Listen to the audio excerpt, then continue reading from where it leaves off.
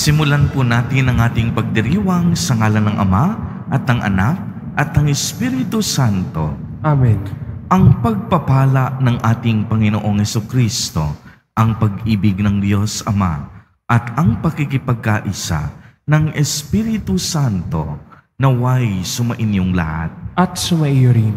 Mga kapatid kay Kristo at mga kadiboto, muli tayo ay tinipon ng ating Nuestro Padre, Jesus Nazareno, bilang kaanib ng angka ng Diyos. Tinipon niya tayong lahat sapagkat mahal niya tayo. Kaya dumulog po tayo sa ating maawaing Panginoon na nagpapatawad ng lubos.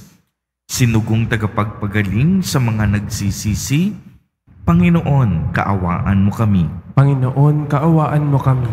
Dumating na tagapag-anyayang mga makasalanan na ay magsisi, Kristo, kaawaan mo kami. Kristo, kaawaan mo kami. Nakaluklok ka sa kanan ng Diyos Ama para ipamagitan kami. Panginoon, kaawaan mo kami. Panginoon, kaawaan mo kami. Kaawaan tayo ng makapangyarihang Diyos. Patawarin tayo sa ating mga kasalanan at patnubayan tayo sa buhay na walang hanggan. Amen.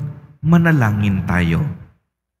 Ama naming makapangyarihan, ang paglingkuran ka ayon sa iyong kasiyahan ay kaloob na iyong ibinibigay sa iyong mga hinirang. Gawin mong ang iyong mga pangako ay aming mapakinabangan ayon sa paraang iyong kinalulugdan sa pamamagitan ni Jesucristo kasama ng Espiritu Santo magpa sa walang hanggan. Amen. Magsiupo muna ang lahat.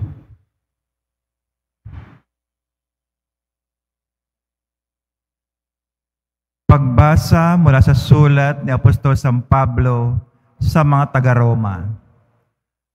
Mga kapatid, tayo'y marami, ngunit nabubuo sa iisang katawan ni Kristo at isa't isa'y bahagi ng iba. Yamang meron tayong mga kaloob na magkakaiba ayon sa kagandang loob ng Diyos sa atin. Gamitin natin ang mga kaloob na iyan. Kung pagpapahayag ng kalooban ng Diyos ang ipinagkaloob sa atin, ipahayag natin ito ayon sa sukat ng ating pananampalataya. Kung pagdalingkod, maglingkod tayo. Magturo ang tumanggap ng kaloob na pagtuturo at mangaral ang may kaloob sa pangangaral. Kung pag-aabuloy, mag-abuloy ng buong kaya. Kung pamumuno, mamuno ng buong sikap. Kung magkakawanggawa, gawin ito ng buong galak. Maging tunay ang iyong pag-ibig. Kasuklaman ninyo ang masama, pakaibigin ang mabuti. Mag-ibigan kayo na parang tunay na magkakapatid. Pahalaga ninyo ang iba nang higit sa pagpapahalaga nila sa inyo. Magpakasipag kayo at buong pusong maglingkod sa Panginoon. Magalak kayo dahil sa inyong pag-asa. Magtiyaga kayo sa inyong kapighatian at laging manalangin. Tumulong kayo sa pangangailangan ng mga kapatid. Ibukas ninyong lagi ang inyong pinto sa mga taga-ibang lugar. Idalangin ninyo ang mga umusig sa inyo. Idalangin pagpalain at huwag sumpain. Makigalak kayo sa mga nagagalak, makitangis sa mga tumatangis. Magkaisa kayo ng loobin. Ang salita ng Diyos. Salamat sa Diyos. Sa iyong kapayapaan, Diyos ko, ako'y alagaan. Sa iyong kapayapaan, Diyos ko, ako'y alagaan. O Panginoon ko, Ang pagmamataas, tinlikdan ko at iniwang ganap. Ang magaw ay na magpapatanyag, iniwan ko na rin, di ko na hinangad. Sa iyong kapayapaan, Diyos ko, ako'y iyong alagaan. Mapayapa ako at nasisiyahan, tulad niyong sanggol sa bisig ni inay. Sa iyong kapayapaan, Diyos ko, ako'y alagaan. Kaya mula ngayon, ikaw o Israel, sa iyong Panginoon magtiwalang tambing. Sa iyong kapayapaan, Diyos ko, ako'y alagaan. Magsitayo na po ang lahat.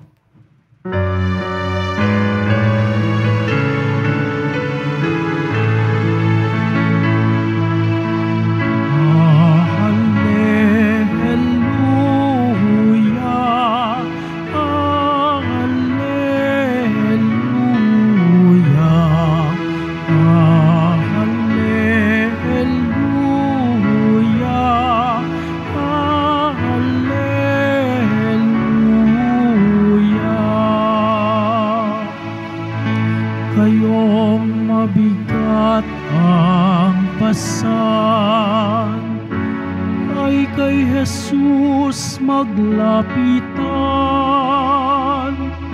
upang kayo'y masiyahan.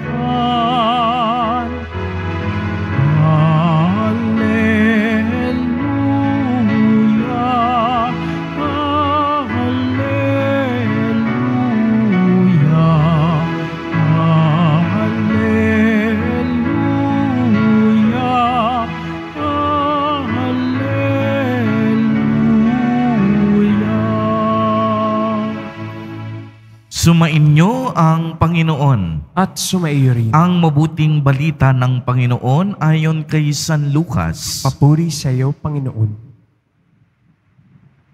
Noong panahong iyon, sinabi kay Jesus ng isa sa mga kasalo niya sa hapag, "Mapalad ang makakasalo sa hapag sa kaharian ng Diyos." Sumagot si Jesus, "May isang lalaking naghanda ng isang malaking piging at marami siyang inanyayahan. Nang dumating na ang oras ng piging, inutusan niya ang kaniyang mga alipin at ipinasabi sa mga inanyayahan, 'Halina kayo, handa na ang lahat.' Ngunit nagdahilan silang lahat. Ang sabi ng una, 'Nakabili ako ng bukid at kailangan kong puntahan. Kayo na sana ang bahalang magpaumanhin sa akin.' At sinabi ng isa, 'Nakabili ako ng 5 pares na baka at kailangan kong isingkaw para masubok. Kayo na sana ang bahalang magpaumanhin sa akin.'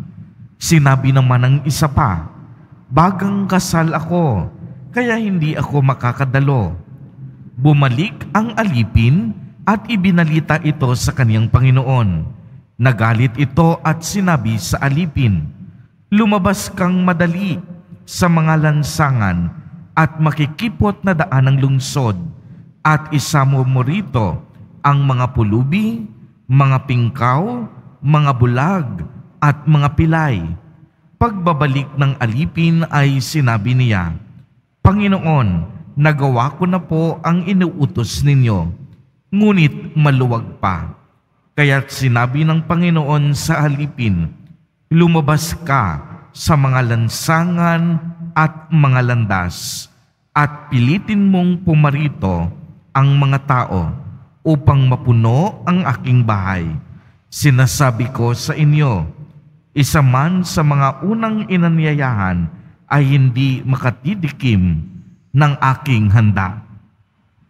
Ang mabuting balita ng Panginoon. Pinupuri ka namin, Panginoong Hesukristo. Magsiupo muna ang lahat. Magandang umaga po sa inyong lahat, mga kapatid kay Kristo.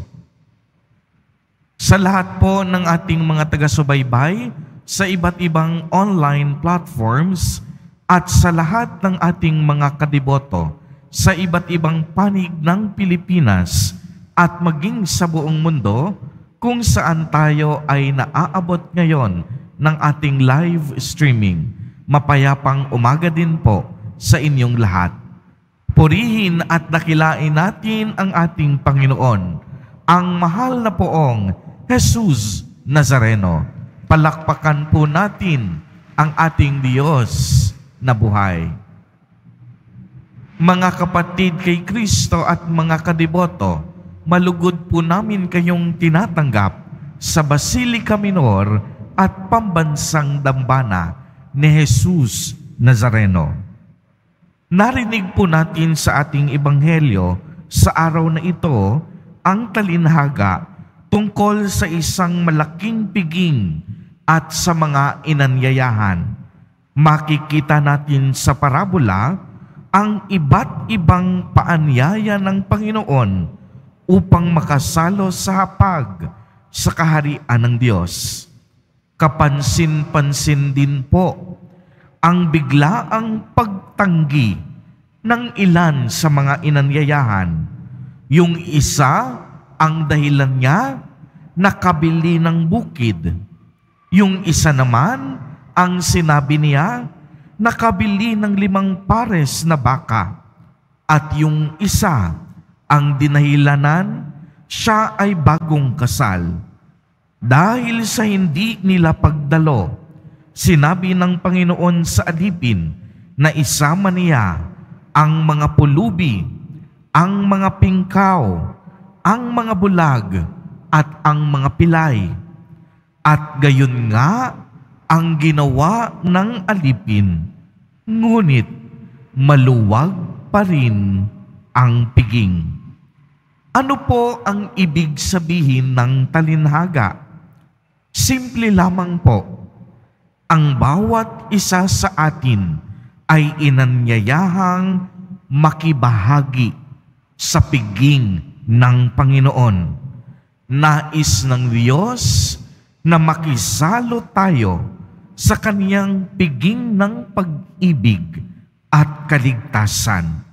Ngunit napakahirap sa isang mayaman ang makadalo sa piging. Napakarami na niyang alalahanin. Abala na siya sa makamundong bagay. Inaagaw na ng kaniyang personal na gawain ang lahat ng kaniyang oras at ang oras na para sa Panginoon. Sa ating Ebanghelyo, inilalarawan dito ni Jesus Nazareno na ang kaharian ng Diyos ay tulad ng isang malaking piging. Napakarami ang inanyayahan, subalit ang mga inanyayahan hindi dumalo, hindi nakibahagi. Ang mga inanyayahan hindi nakahanda. Ang mga inanyayahan ay patuloy pa rin sa kanilang mga nakagisnang pamumuhay. Mabuti pa ang mahihirap, ang mga nasa laylayan sa lipunan, ang mga pulubi, ang mga pingkaw, ang mga bulag, at mga pilay. May oras at may panahon sila para sa Diyos. Ang banal na Eucharistia po ay isang piging na inihanda ng Diyos sa atin.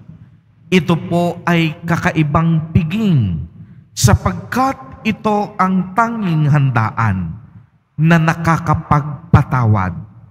Ito ang tanging handaan na nakakapagbigay buhay. Ito ang tanging handaan na nakakapagbigay lunas sa ating mga sakit at mga karamdaman.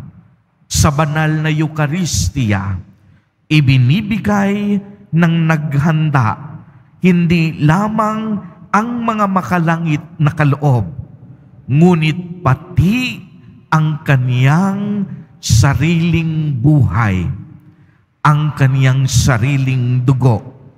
Sa Eucharistia, tinatanggap natin ang tunay na katawan at dugo ni Jesus Nazareno. Sa banal na Eucharistia, hindi lamang tayo basta kasali, kung hindi ang bawat isang dumalo ay kasalo ng Panginoon sa biyaya niyang kaligtasan at buhay na walang hanggan. Marami pong handaan ang pwede nating dahuluhan, subalit nararapat na unahin natin higit sa lahat ang pinaka-importante at pinakamahalagang piging na inihanda sa atin ng Diyos. At yan walang iba kundi ang banal na Eucharistia. Inihanda nating lagi ang ating mga sarili upang tanggapin ang biyayang ito ng Diyos. Baguhin na natin ang takbo ng ating pag-iisip. Dumalo tayo, makibahagi at makisalo sa piging ng Panginoon. At ito na po mismo ang tamang panahon, hindi bukas, hindi sa isang araw, hindi sa isang buwan, upang hindi lang basta makadalo at makasali, kung hindi mismo ngayon makisalo tayo sa Panginoon sa banal na pagdiriwang ng Eucharistia. Amen. Purihin at dakilain natin ang ating Panginoon, ang mahal na poong Jesus Nazareno.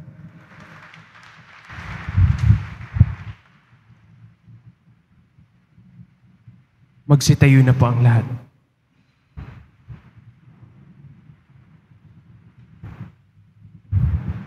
Minamahal kong mga kapatid, may pananampalataya nating itaas sa Ama ang ating mga kahilingan. Siya nagnanais na tanggapin nating lahat ang kaniyang paanyaya sa hapag ng buhay na walang hanggan. Sa bawat panalangin at kahilingan, ang atin pong itutugon, Diyos ng lahat ng kabutihan, pakinggan mo kami. Diyos ng lahat ng kabutihan, pakinggan mo kami. Ang simbahan sa lupa, naway umunlad at mag-anyaya sa piging ng karya ng Diyos, manalangin tayo. Diyos ng lahat ng kabutihan, pakinggan mo kami. Ang mga mayayaman, gayon din ang mga dukha, naway huwag gumawa ng mga dahilan sa kanilang pag-iwas sa tawag ng paghahari ni Kristo sa kanilang buhay. Manalangin tayo. Diyos ng lahat ng kabutihan, pakinggan mo kami. Tayo naway matagpo ang karapat-dapat na makisa sa pag ng kordero ng Diyos. Manalangin tayo. Diyos ng lahat ng kabutihan, pakinggan mo kami. Sa pamamagitan ng ating kabutihang loob, tayo naway makapagbigay saya at pag-asa sa mga may sakit at may kapansanan. Manalangin tayo. Diyos ng lahat ng kabutihan, pakinggan mo kami. Ang mga namayapa, naway mabuhay sa tahanan ng Diyos at magbunyi sa ng buhay na walang hanggan. Manalangin tayo. Diyos ng lahat ng kabutihan, pakinggan mo kami. Ama naming Diyos, tinawag mo kami upang makiisa sa iyong kasaganahan. Maging bahagi nawa kami ng mga mabiyayang pagkakataon na dumaraan sa aming buhay at tumugon kami ng may bukas na puso. Hinihiling namin ito sa pamamagitan ni Kristo na aming Panginoon. Amen. Magsiupo muna ang lahat.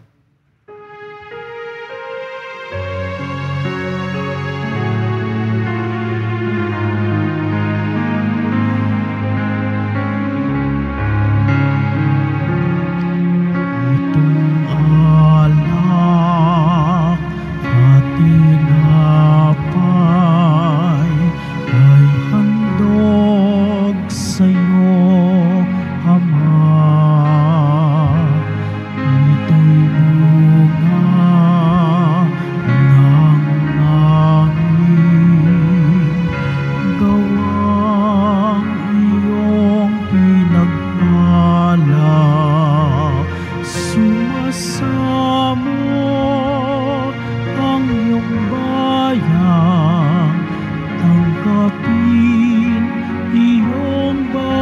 katubasan nang sa amin maging tunay na katawan dugo ng iyong anak. Magsitayo na po ang lahat. Manalangin kayong mga kapatid upang ang paghahain natin ay kalugdan ng Diyos amang makapangyarihan. Tanggapin nawa ng Panginoon itong paghahain sa iyong mga kamay, sa kapurihan niya at karangalan sa ating kapakinabangan at sa buong sambayanan niyang banal. Ama naming lumikha, ang paghahain naming ito ay maging dalisay nawa at maging banal na pakikinabang namin sa iyong awang dakila sa pamamagitan ni Jesucristo kasama ng Espiritu Santo magpa sa walang hanggan. Amen. Sumainyo ang Panginoon. At sumaiyo rin. Itaas sa Diyos ang inyong puso at diwa. Itinaas na namin sa Panginoon. Pasalamatan natin ang Panginoong ating Diyos. Marapat na siya ay pasalamatan. Ama naming makapangyarihan, tunay ngang marapat na ikaw ay aming pasalamatan. Pinagbibigyan mong ito'y aming maihayag, kahit na ito'y walang anumang maidaragdag, sa kadakilaang sa iyo ay likas. Sa pagpupuri nami ang nakikinabang, ay kami ring iyong pinakikiharapan sa pamamagitan ng iyong anak na minamahal. Kaya kaisa ng mga anghel na nagsisiawit ng papuri sa iyo, nang walang humpay sa kalangitan, kami nagbubunyi sa iyong kadakilaan. Santo, Santo, Santo, Panginoong Diyos ng mga hukbo, napupuno ang langit at lupa ng kadakilaan mo, Hosana sa kaitaasan. Pinagpala ang naparirito sa ngalan ng Panginoon, Hosana sa kaitaasan. Magsilod pong lahat. Ama naming banal, ikaw ang bukal ng tanang kabanalan, kaya't sa pamamagitan ng iyong Espiritu ay gawin mo pong banal ang mga kaloob na ito upang para sa amin ay maging katawan at dugo ng aming Panginoong Hesukristo. Bago niya pinagtiis ang kusang loob na maging handog, hinawakan niya ang tinapay, pinasalamatan kaniya, pinagati-hati niya iyon, iniabot sa kaniyang mga alagad at sinabi, "Tanggapin ninyong lahat ito at kanin. Ito ang aking katawan na ihahandog para sa inyo."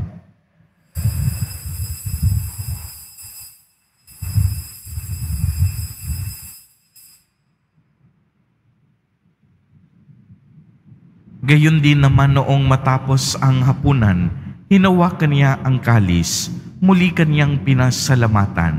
Iniabot niya ang kalis sa kaniyang mga alagad at sinabi, "Tanggapin ninyong lahat ito at inumin. Ito ang kalis ng aking dugo, ng bago at walang hanggang tipan, ang aking dugo na ibubuhos para sa inyo at para sa lahat, sa ikapagpapatawad ng mga kasalanan. Gawin ninyo ito sa pag-alaala sa akin."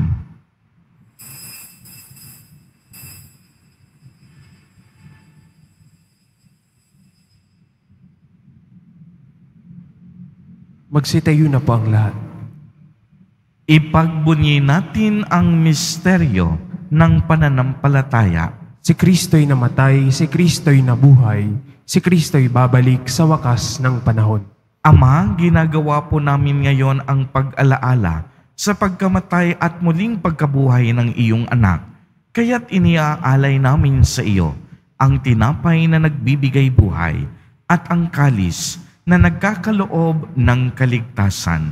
Kami po'y nagpapasalamat dahil kami iyong minarapat na tumayo sa harap mo para maglingkod sa iyo. Isinasamo namin na kaming magsasalo-salo sa katawan at dugo ni Kristo ay mabuklod sa pagkakaisa sa pamamagitan ng Espiritu Santo. Ama, lingapin mo po ang iyong simbahang laganap sa buong daigdig. Puspusin mo kami sa pag-ibig kay isa ni Francisco na aming Santo Papa at ni Jose na aming obispo at ng tanang kaparian. Alalahanin mo rin ang mga kapatid naming nahimlay nang may pag-asang sila'y muling mabubuhay.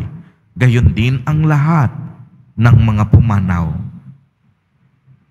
Kaawaan mo po sila at patuloyin sa iyong kaliwanagan.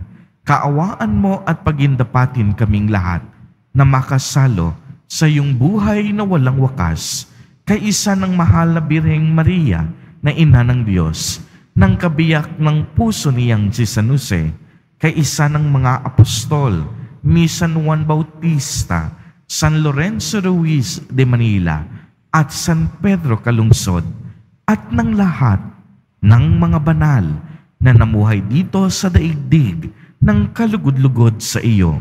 Maipagdiwang nawa namin ang pagpupuri sa ikararangal mo sa pamamagitan ng iyong anak na aming Panginoong Hesukristo.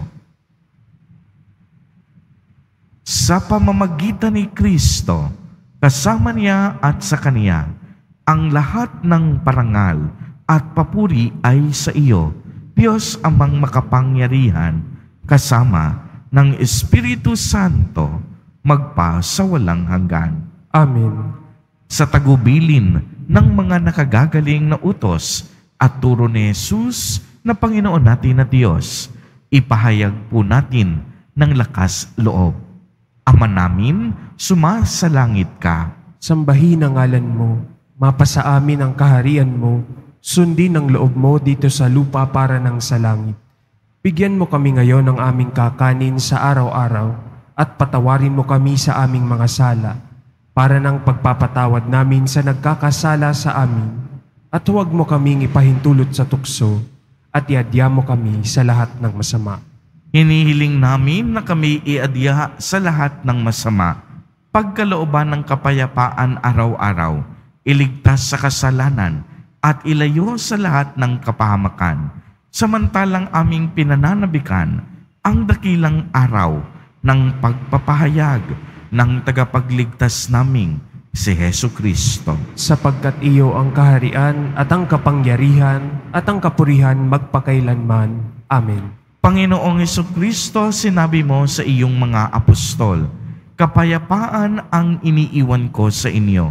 Ang aking kapayapaan ang ibinibigay ko sa inyo. Tungayan mo ang aming pananampalataya at huwag ang napakarami at paulit-ulit naming pagkakasala. Pagkalooban mo po kami ng kapayapaan at pagkakaisa ayon sa iyong kalooban, kasama ng Espiritu Santo, magpa sa walang hanggan. Amen. Ang kapayapaan ng Panginoon ay laging sumainyo. At sumaiyo rin. Magbigayan po tayo ng kapayapaan sa isa't isa.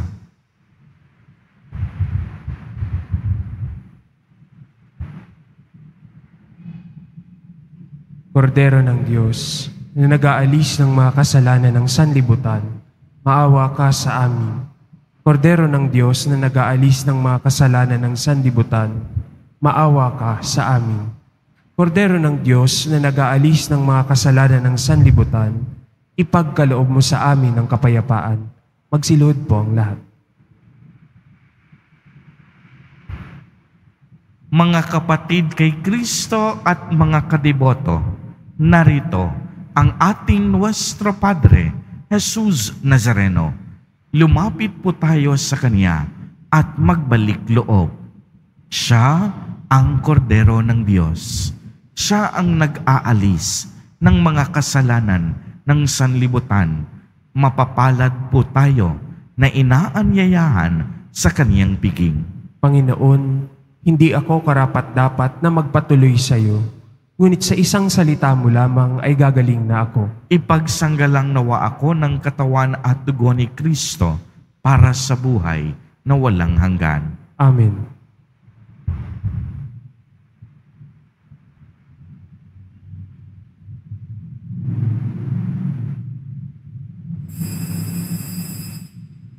Para sa lahat ng tatanggap ng banal na komunyon, sasagot po tayo ng amen pagkasabi ng pari o ng lay minister ng katawan ni Kristo.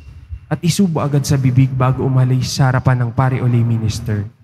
Sumunod po tayo. Maraming salamat po.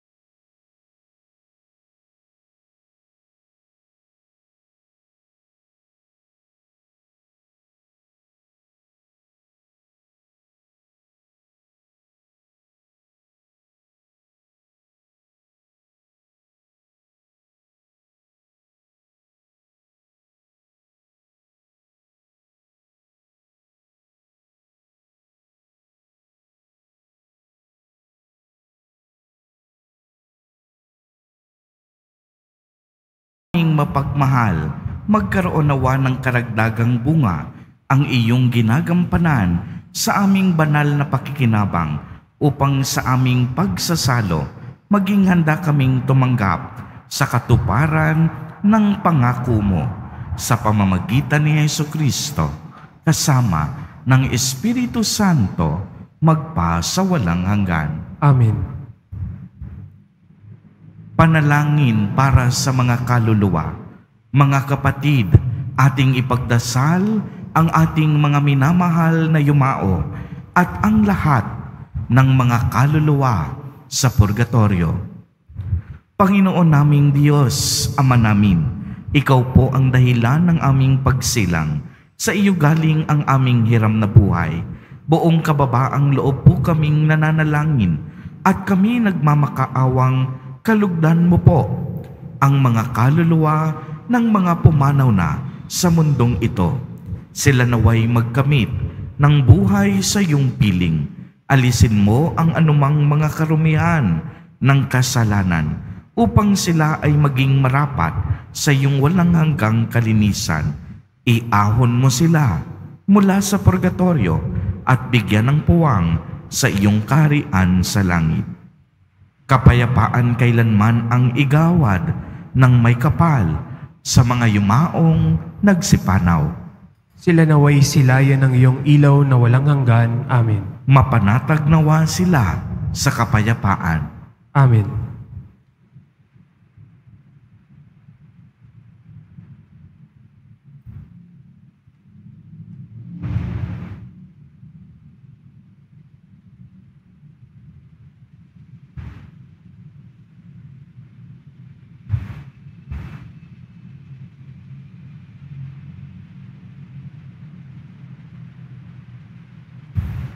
Sumainyo ang Panginoon. At sumaiyo rin. Pagbabasbas.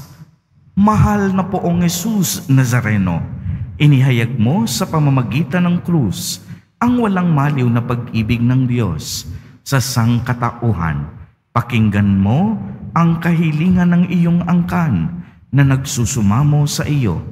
Makamtanawa nila ang iyong katugunan at tanggapin ang kasagutan na may utang na loob na tinatanaw. Basbasan din po ninyo ang mga daladala nilang mga imahen at dasalan. Sa pamamagitan ng bendisyon na ito, naway maalala nila ang mga pangako nila noon sa binyag na ikaw ang kanilang iibigin at paglilingkuran bilang Panginoon magpa sa walang hanggan. Amen. At pagpalain po kayong lahat at ng inyong buong pamilya ng makapangyarihang Diyos, Ama, Anak, at Espiritu Santo.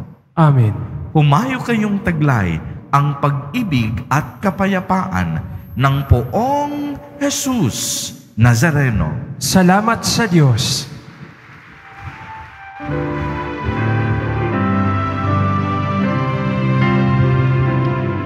Nuestro Padre Jesus Nazareno, sinasamba ka namin, pinipintuho ka namin, aral mo ang aming buhay at kaligtasan. Nuestro Padre Jesus Nazareno, iligtas mo kami sa kasalanan